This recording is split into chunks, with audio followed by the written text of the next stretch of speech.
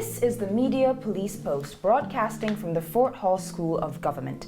In this show, we police the state of truth in the Republic. And because truth is communicated to us by journalists and analysts, we have made it our civic duty to put it to the test. We advance from two confirmed truths about the media. One, and according to Roger Stone, the media is either lazy or evil. And for the most part, it is both evil and lazy. That is why the truth, their truth, must be put to a test. And two, that journalism is verified gossip. In fact, what is presented to us as news analysis is gossip that has been verified by journalists. This gossip has to be ground-truthed.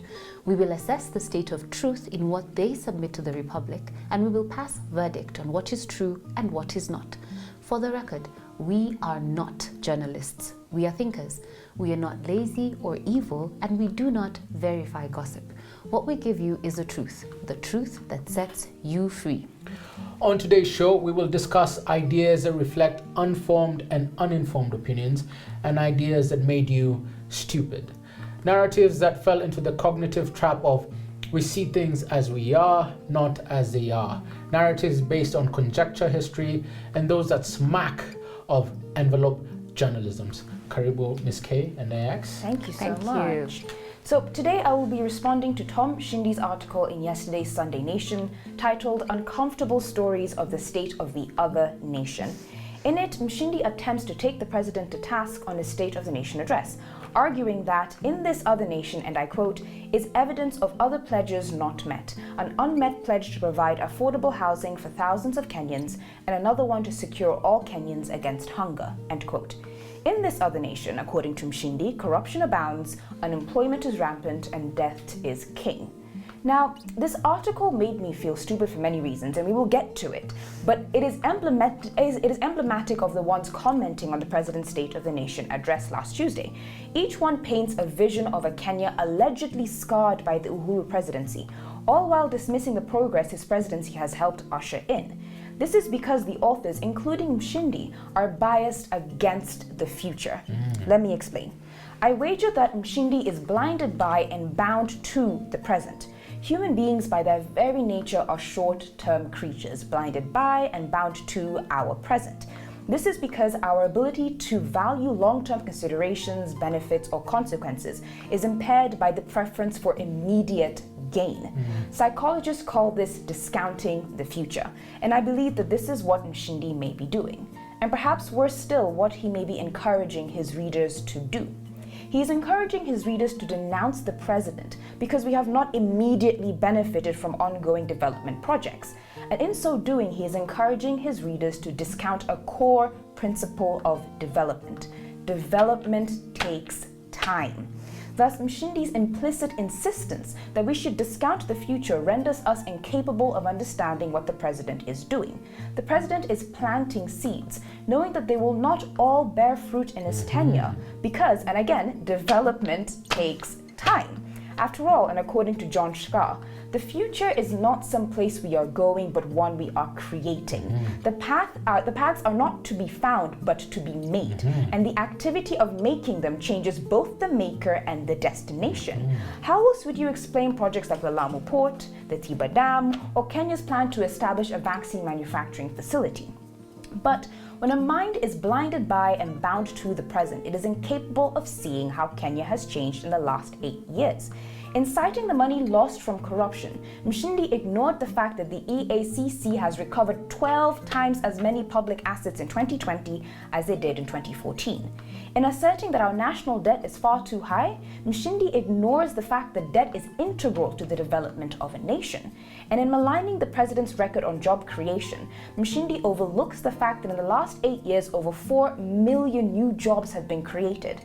In essence, things are not as bad as you have been told. And perhaps more optimistically, things can always get better. Is this not the story of Kenya? Therefore, Kenyans, do not allow yourself to be misled, to believe that the other nation Mshindi references is fixed and permanent. Instead, the state of the nation is strong and getting better. I like that. Yes. So I'll give you a little palate cleanser in between two State of the Nation addresses.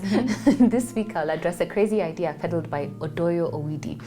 this weekend, in a piece in the Title Standard, what if RUTO says Raila Tosha in the 2022 poll contest? So in the article, Owidi says that when Raila shelved his personal ambition and made the famous Kibaki Tosha pronouncement on October 14th, 2002, weeks of the general election, he bought the Mount Kenya vote wholesale. So when Raila endorsed Kibaki, the Gema vote came in bulk and it came in cheap. And the opposition united under a rainbow coalition and won the election. The question then is this: is Ruto capable of shelving his personal ambition and allowing Raila to become president? Can Ruto declare Raila Tosha? And I think he should, because it is in his best interest and it is in the common interest of the country. So politics is a game, and in my view, Raila and Ruto are playing a game in game theory called the Stag Hunt, which is attributed to J.J. Rousseau. And it's the same game that Raila and Kibaki played in 2002. So in the Stag Hunt, two hunters must each decide whether to hunt a stag together or to hunt rabbits alone. A stag is the equivalent of a big antelope, and half a stag antelope is better than a small rabbit. So one hunter can catch a rabbit alone with less effort, less time, but it is worth far less than a stag and has much less meat. But both hunters know that the only way to successfully hunt the stag is with the other's help. So if either hunts the stag alone, the chances of success are minimal. So both Raila and Ruto are on the hunt for the presidency.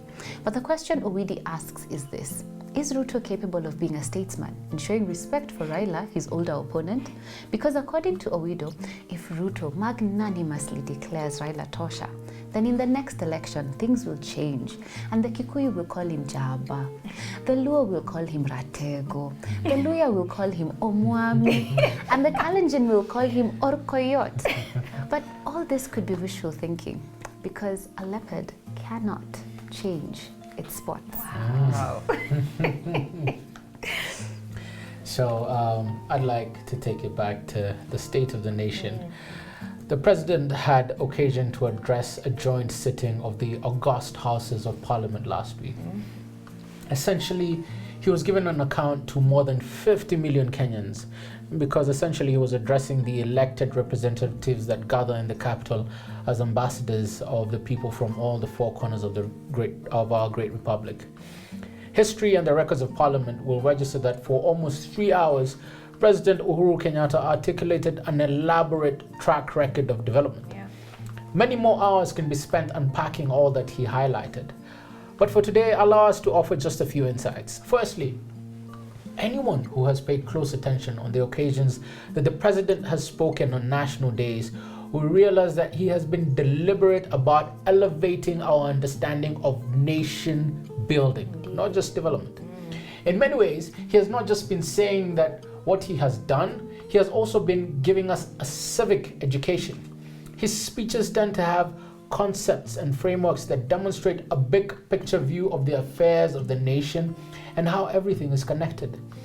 The tragedy is that politicking lures us into focusing on a few trees so intensely that we become blind to the panorama of the forest in all its vastness. Allow us to offer an example. Some people would like you to believe that the president abandoned the Big Four agenda. Nothing can be farther from the truth. Amen. What some of your politicians do not want you to understand, partly because some of them don't understand this themselves, is that you cannot address the goals under the Big Four without addressing the factors that will enable those Big Four goal agendas. For example, one of the pillars under the Big Four is manufacturing. The simple fact is, you cannot talk about manufacturing if you have not addressed energy. In the last 8 years, Kenya has jumped to the front of the queue in Africa in terms of power connections to the national grid.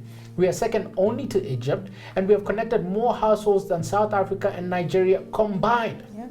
Furthermore, in 8 years, Uhuru has doubled the capacity of the national grid from 1,300 megawatts to 2,600 megawatts.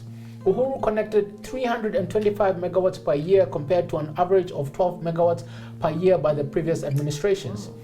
This is the energy that will power industry and manufacturing.